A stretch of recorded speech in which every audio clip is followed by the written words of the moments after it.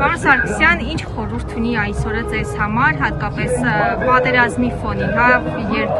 կրկին Ռուսաստանը պատերազմում է, ինչ խորհուրդ է ստանում այսօրը։ Սա մեծ հայրենական պատերազմի խորհուրդն է, որում մեր ազգը, մեր ժողովուրդը մեծագույն մասնակցություն է ունեցել, պաշտպանել է իր ընդհանուր պետությունը եւ իր հարազատ Հայաստանը եւ վերջապես դա շատ կարեւոր է, որ ֆաշիզմի դեմ է եղել այդ ամբողջը, ֆաշիզմի, որը որ կարելի է հասկանալ նույն ձևով համեմատել Թուրքիայի, Օսմանյան Թուրքիայում կատարված մեր ցեղասպանության հետ։ Ոչ մի տարբերություն այստեղ չկա եւ չհիշատակել այսօրը դա սրբապղծություն է։ Երկրորդը իհարկե դա մեր հաղթանակի օրն է, երբ Շուշին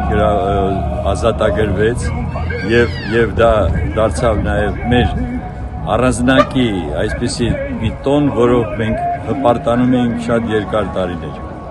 Ցավում եմ, որ մենք ստիպված ենք այսօր միայն ու միայն հիշատակել, որ մենք այդ օրը ամսի 8-ին, 9-ին, մայիսի ուրեմն հաղթանակ ենք ունեցել Շուշիում եւ նաեւ ազատագրել ենք ամբողջ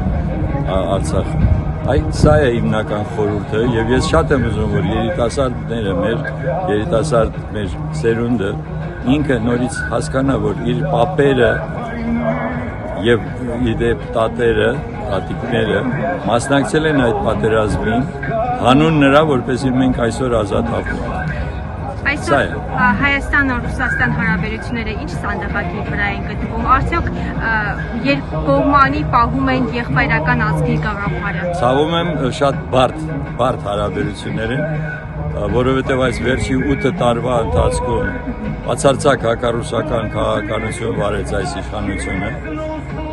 Հիմա արդեն թշնամացրեց մեզ Ռուսաստանի հետ եւ սա չի ներվելու իրենց, որովհետև խնդիրը նա չի, թե ոնց մենք հարաբերվենք այս կամ այն պետության հետ։ Ես արդեն շեշտել եմ եւ հիմա էլ եմ ուզում շեշտել։ Եթե դու դեռ պահպանում ես դաշնակից պետության կարգավիճակը, դու պարտավոր ես այդ դաշնակիցը պահպանել նաեւ գործերում։ Եթե չես ուզում, բարի եղի, հրաժարվի,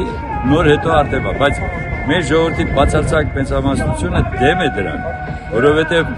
մենք չենք կարող հույս դնել, թե Եվրոպան, Միացյալ Նահանգները, Ֆրանսիան կարող են ինչ-որ մի բանով ամբողջական մեր ապահովեն մեր անվտանգությունը կամ էլ մենք ունենանք այնպիսի տնտեսական կապեր, որոնք անհրաժեշտ են։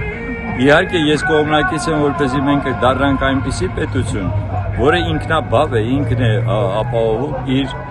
անվտանգությունը։ Սա շատ կարևոր հանգամանք է, բայց պետք է ունենա նաև բարեկամ պետություններ։